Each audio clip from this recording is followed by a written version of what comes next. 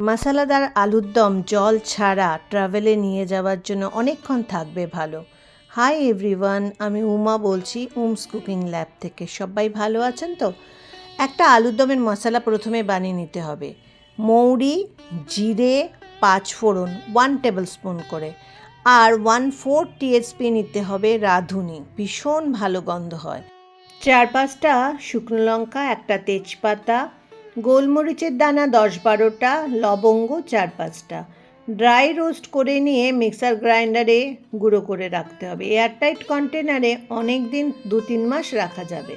আলু সেদ্ধ করে নিয়েছি প্রেসার কুকারে 2 সিটি দিয়ে, তারপর নুন, হলুদ, শুকনো লঙ্কা মেখে রেখেছি।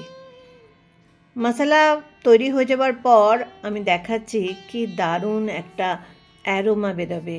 এটা একটা বাঙালি ভাজা মশলা বলে, যেটাকে আমরা অনেক রান্নাতে ব্যবহার করে থাকি। সর্ষের তেলেই এই রান্নাটা হবে। কড়াইতে দিয়ে দিলাম সর্ষের তেল। তেলটা গরম হলে জিরে, একটু হলুদ আর আদা বাটা 1 চামচ, চায়ের চামচের 1 চামচ দিয়ে দিলাম। দিয়ে এবার আদাটা একটু ভেজে নিয়ে তারপর আলুগুলো মশলা মেখে রেখেছিলাম, যেটা নুন, হলুদ আর শুকনো লঙ্কা গুঁড়ো, সেটা দিয়ে দিলাম। নাড়াচাড়া করে গুঁড়ো মশলা দিয়ে দেবো।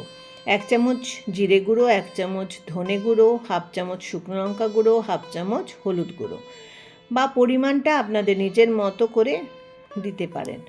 এবার মশলাটা দেওয়ার পরে আমি পরিমাণ মতো নুন দিয়ে দেব। তারপরে একটু নাড়াচাড়া করে পুরো মশলাগুলো ভেজে নেব।